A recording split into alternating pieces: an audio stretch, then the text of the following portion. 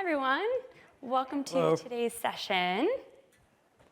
My name is Jenna Maxfield. I'm on our solutions consulting team. So my role is to really be a liaison between our sales and product team to make everyone informed on the latest and greatest releases.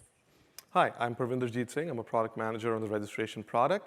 My role entails building new features, enhancing features, and then sometimes building new products as well to keep up to speed with what the market is demanding.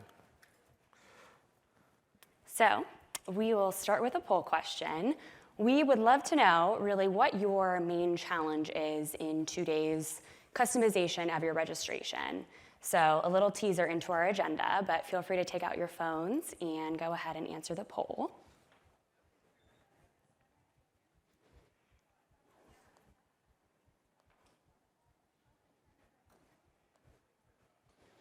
And as you're answering that, we'll check the results a little bit later. But feel free to introduce us to our agenda, Pravinder. So today we are going to break our agenda into 4 different sections, primarily focusing on your attendees' experience. But we're also focusing on your brand's experience, your team's experience, and also the experience of your stakeholders while they're analyzing the results for your event. So let's start with your attendees.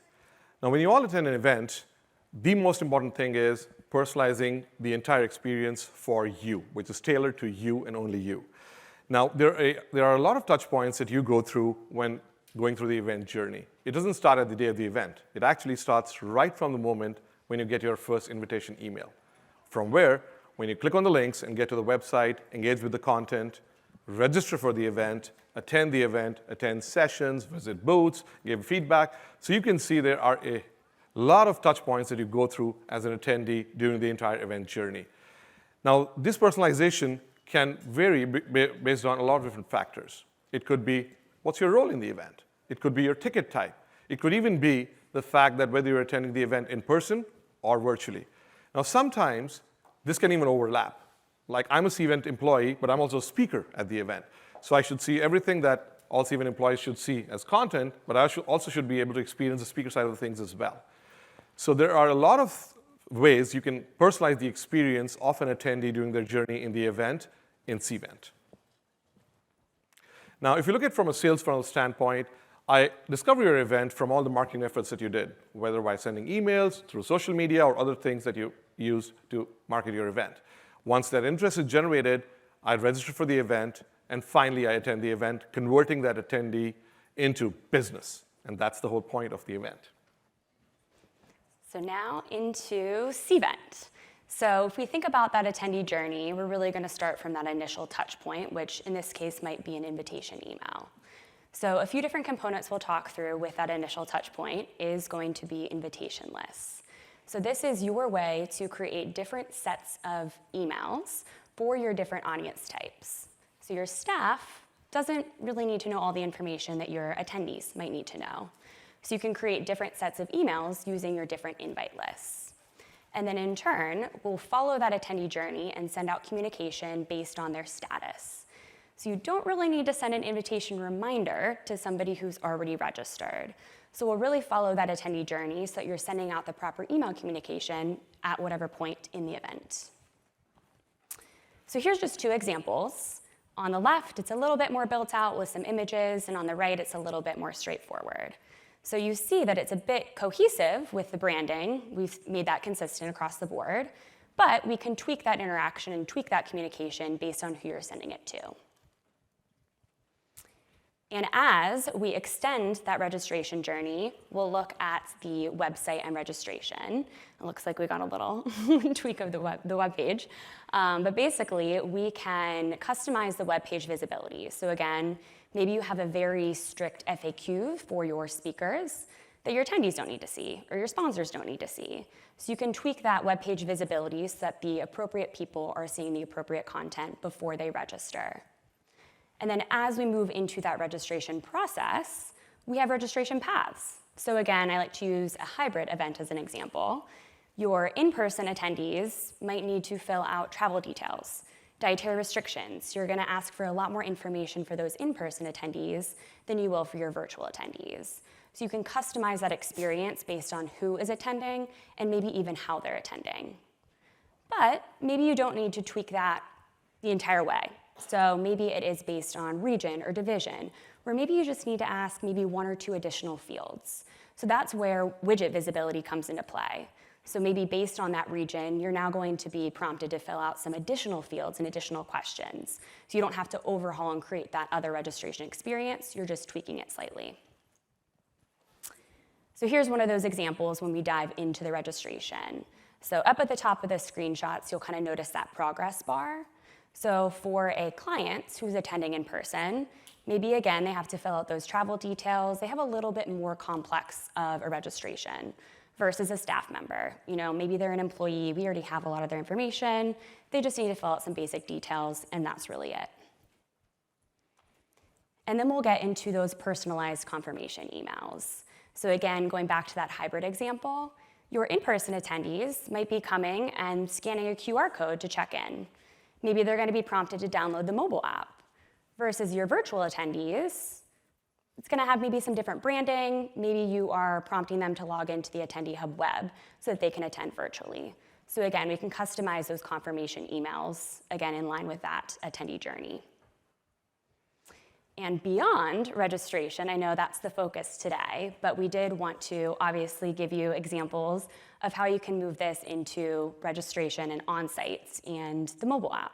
So we all have a badge on today, and you may notice there are different colored lanyards, there are different bars on the badge.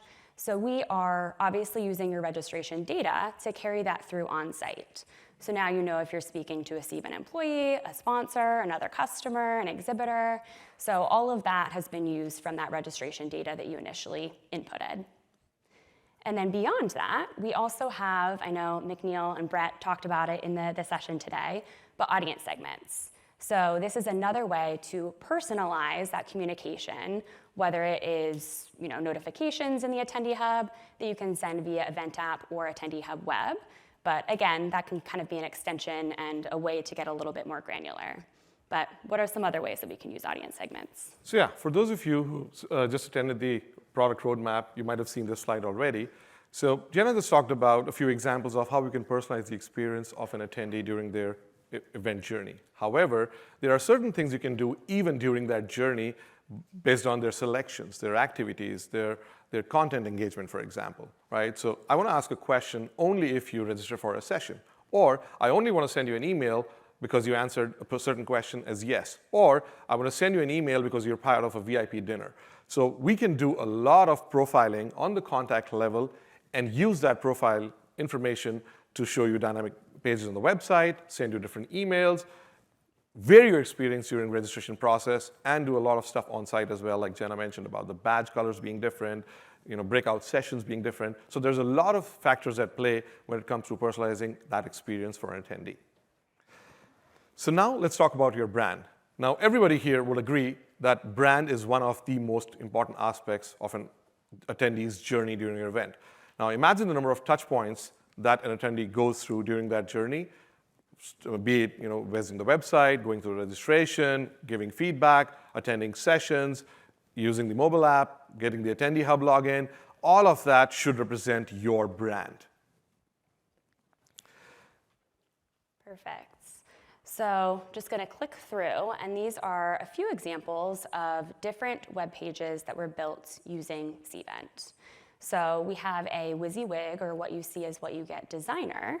So we'll kind of give a sneak peek of this, and we'll kind of focus on the theme for right now. So when we open up the designer, you'll see that we have a numerous amount of different branding templates that you can really start with and start to tweak and customize from there. You can add in your own branding colors, maybe even some fonts, some custom fonts, and then you can really start to use those to create these applied styles that will be used across your site. So we can even tweak it as far as the button, whether it's round or square, for example. Now in that video, we really saw that on the global level, so that's more of that overall overarching website. But we don't want to limit you there. Typically that's enough to get you started. But everything in orange is going to be a section. So that's really how you're organizing your content. And you can customize the theme on the section level. And then you can also customize it on the individual widget level. So that is that individual content that you are adding onto the canvas.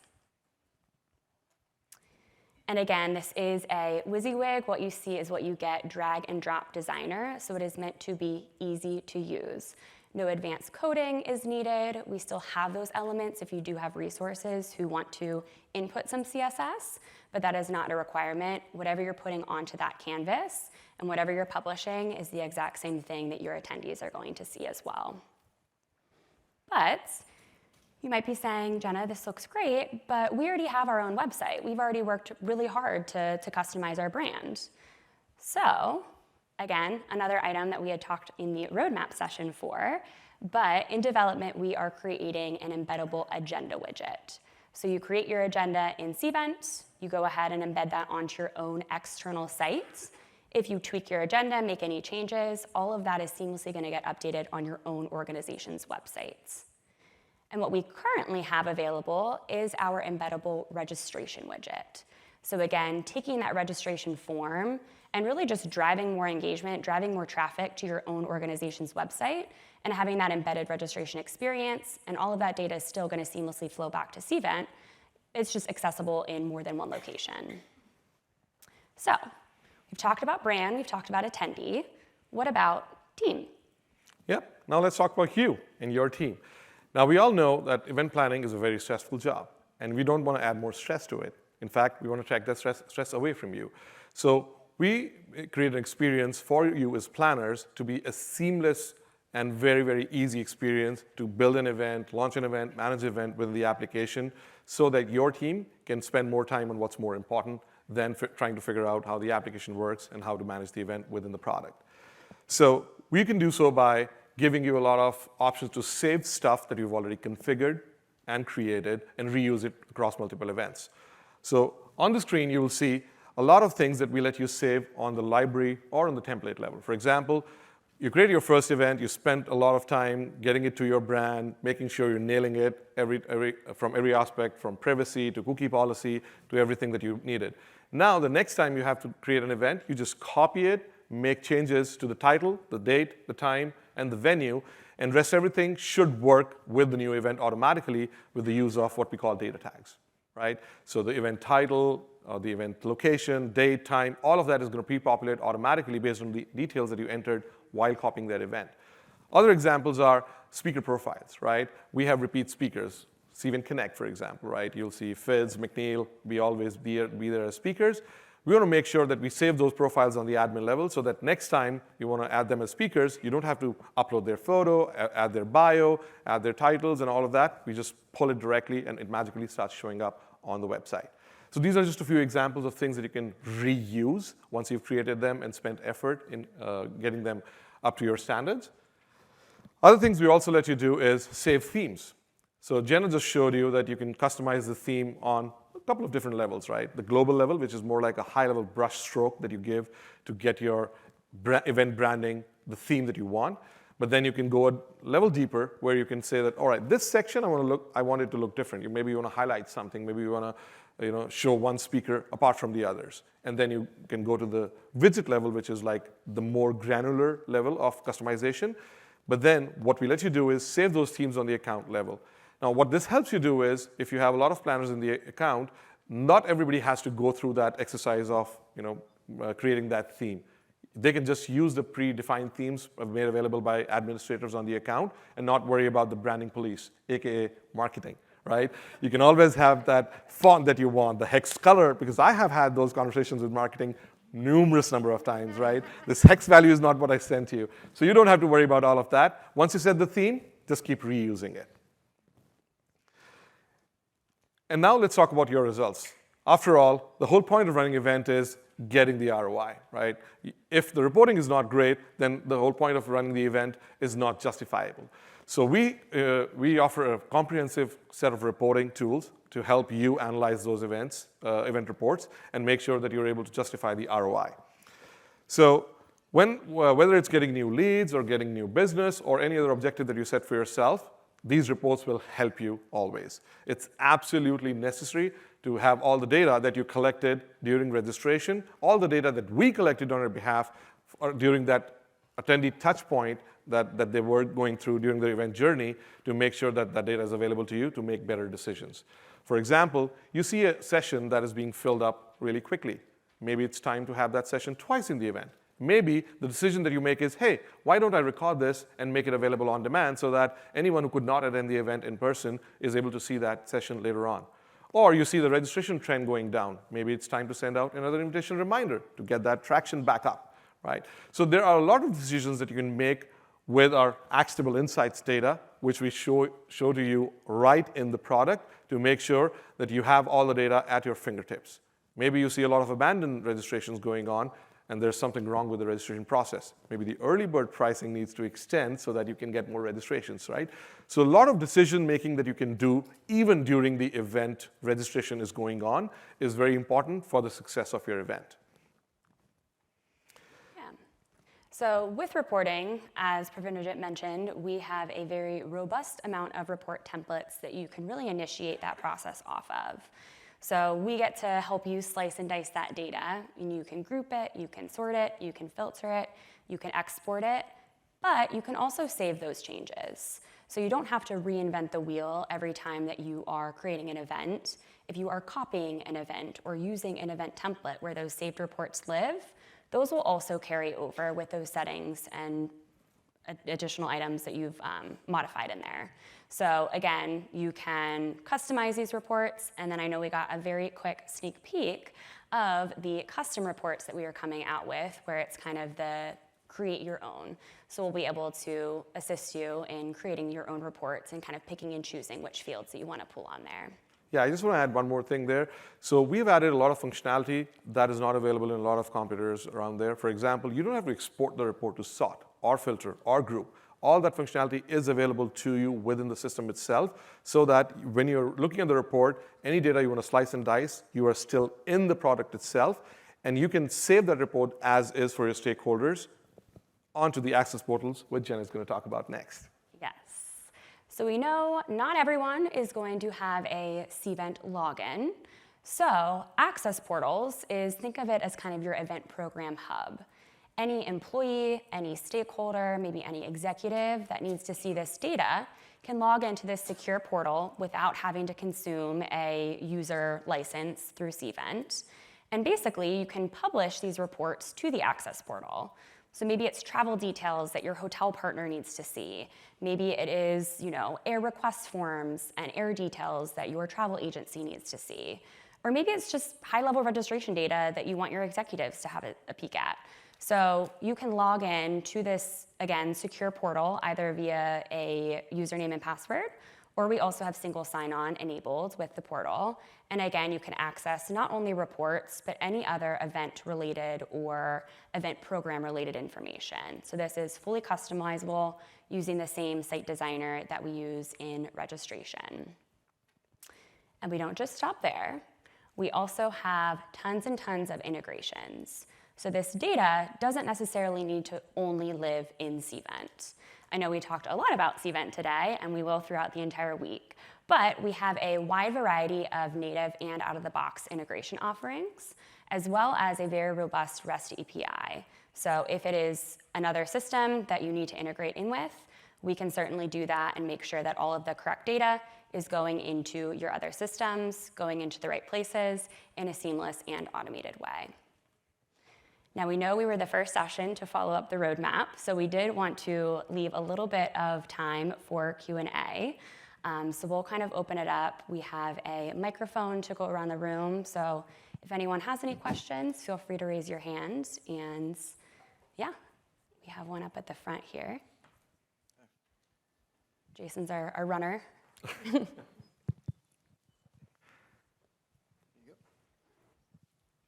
Hi. So I had a question about actually how Cvent Connect, the website, was made. I was curious if you leverage your website and embedded agenda, or if you were using customized CSS to accomplish things like the video or like spacing or things that, as a UX designer, I've been struggling to kind of perfect in the WYSIWYG system. I can take that. So it's a mix of both, actually. We're using our own Cvent Flex website, if you will, right? It is using the default widgets for agenda, for showcasing our speakers, exhibitors, and everything. But we also have some CSS applied to make it a little more prettier for things that we cannot do in the application today. And that's what Jenna was mentioning, that if you want to take it to the next level, we give you the option of using something called code widgets, where you can add your own personal CSS and do things like, I want this to open and close like an accordion, for example, right? So those kind of things we are working on as out-of-the-box options in the future. But for now, if they're really a must-have for you, code widgets is the way to go. I have a question through the app here. Are there any new best practices to help invitation emails make it through spam filters outside of adding it to safe sender lists? That's a great question. So I'll answer this question in two parts, right? One, we have a dedicated team, which we call as email engineering. I don't know what they do, but essentially they ensure that our IPs don't get blacklisted across different different domains, different email providers. And whenever we see that, because of the emails that our clients are sending, one of our IPs is getting blocked or the emails are resulting into spam, we switch IPs. That's the easiest way to do it, right? But what you can do to make sure that your invitations don't end up in spam is to make sure your subject lines don't use the words that are generally spammy, right? Your email is not too heavy, which means that it doesn't have a lot of images, a lot of attachments to it, and things like that. We are going to introduce, we actually had to take it away because the partner we were using, actually, that company is shut down. We used to use Spam Assassin, essentially to give you a score on your email as to what is the chance of this getting into a spam folder. We are going to reintroduce that back with a different organization, where we will actually give you a score that your subject line, your email's content, and the size of the email likely may not result in spam, or it would, depending on the content that we go through. But yeah, at this point, I would say subject line is very important, right? Don't use words like free, don't use words like medicine or things like that, unless it's really, really required, right? And keep your emails light, right? Because as soon as an email goes over 10 MB in size overall, it's going to likely result in spam, because most of the domains are going to treat it differently. What was the name of that team? Sorry? The team that you said is dedicated, what was the name? Email engineering, right. The next question we have is, when is the embeddable agenda widget expected to launch? So we are releasing embeddable agenda widget in two phases. Phase one, which is everything that you see on your agenda widget today, minus the filters on the top and a couple of other functionalities, is going to be out hopefully in the next 3 weeks. And then that filtering capability and the tags and the categories, those will follow up in another 2 weeks or so. So yeah, we're almost like 80% done in the development cycle. Is there any thoughts about using AI to bulk update multiple emails or emails across multiple invitation lists with simple updates? Oh, that's a great question. I'm happy because I'm the one who's researching on that topic right now. We have a few ideas that we are cruising through right now, but what I can give you a sneak peek of what I've researched so far is, I personally don't like the concept of multiple invitation lists and the fact that you have to have a different set of emails for each invitation list when you don't need them, right? A lot of us use invitation lists just to pre-code, right? Or just to make sure that we are able to send different communication to different people, but it's not always necessary that each email for each invitation list has to be different. So I'm reimagining how it'll look like. I can't give you the specifics yet, but that's the direction I'm going in. The second thing we're also working on, which is one of the most asked questions and feedback that we get, is being able to copy emails across events.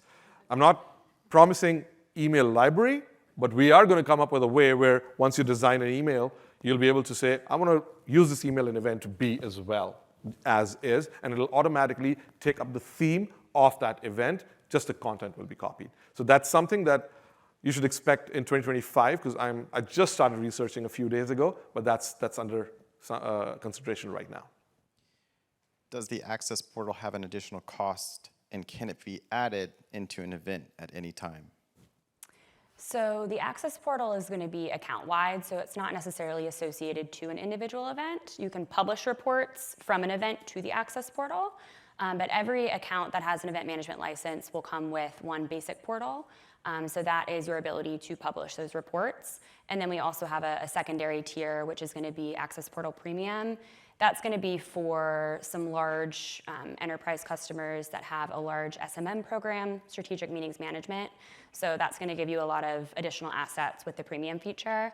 But if you're just trying to publish reports, you should have access to that today. Yeah, think of Access Portal as a separate login mechanism where you don't want your CEO or executives to learn Cvent, log into Cvent, start messing things up maybe, and get the right report. So what you can do as a planner is save reports the way they want it and then ask them to just log into the portal directly. That way, you don't have to send them an Excel sheet every 6 hours because they need it.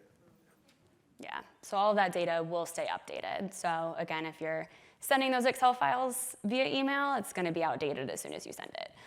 So that portal will keep everything up to date. Are you able to track edits made by team members? That's a great question.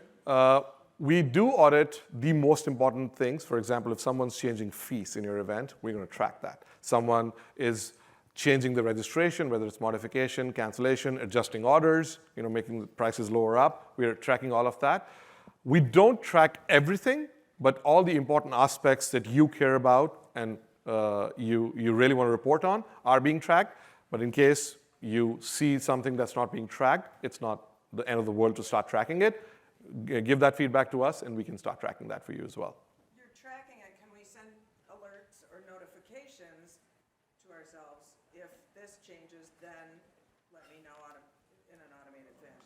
Correct. So there are certain things we do around that as well. For example, if the event closes before the registration date because of capacity and you want to know, we can alert you. If somebody registers and you want to be notified about it, we will let you know. If somebody cancels their registration, we can notify you as well. In fact, we can even do a blind carbon copy of the email that's going to that person, also come to your email. So it's an easy opt-in. It's more like a configuration that you can do. Exactly. All right, the next question is there a way to avoid duplicating speaker profiles in the speaker library in the admin level? We have many duplicate speaker profiles in our library. Has Cvent considered adding a warning pop-up when someone tries to add a duplicate speaker entry? I am not the expert on that, but my best guess at this point from the comment that I heard is we could do it. I think, if I can recall it right, our unique identifier on the admin level is speaker code, right? And we automatically populate it by the first name and last name of that speaker. But it's not impossible to give you a warning that, hey, by the way, we have a similar named speaker that you want to check out before you start creating duplicate. I can take that back with me to the team. And then we had, I think we have a question there. Which one? Hi. Is there a plan to have speakers have only one profile versus 2 profiles in the attendee hub? Yes, that's the plan for long term. A couple of teams are working overall on the speaker and content management side of the world to kind of streamline that process. We added speaker as an object in event registration, I think 5 years ago, and then Attendee Hub came rolling in because of COVID. So we didn't have the time to kind of properly sit down and say, all right, we're going to start managing these 2 at the same level. We are in that conversation right now. So yes, we are going to do that in some time in the future. I think we got time for one more real quick one. Are embedded widgets available under specific modules, or is it its own separate thing at an additional cost? There's no additional cost for embedded widgets. As long as you have an event created, you will be able to today embed registration widget in any website of your choice, your own website. Agenda widget, as I mentioned, is going to come out in the next 3 to 4 weeks. Yeah, and that's just in an event under the marketing tab. Under the marketing tab. It says embedded widgets. Want to take any more, you guys? We good? We can do one more. Okay. For attendees who have multiple roles, speaker, sponsor, MC, is there an ability to reflect all of those on the badge? That is a fantastic question. I'm sure all of you were paying attention in the product roadmap. We talked about audience segments, right? Audience segment is going to power you exactly that, right? So reg type, and I don't know how many of you are familiar with that, registration type had a one-on-one relationship, right? One attendee could only have one reg type. Same admission item, you could only have one, right? Audience segment is that new thing that will help you kind of segment audience on different aspects. So in this example, yes, you could actually have those people in a segment called speaker, media, and this, and then you can print a badge based off that as well. I think we'll close it there, but we'll make sure that our speakers can get in and answer the rest of the questions that you had. So I appreciate you putting them in here. Yep. Thank you for joining us, guys. Thanks, everyone.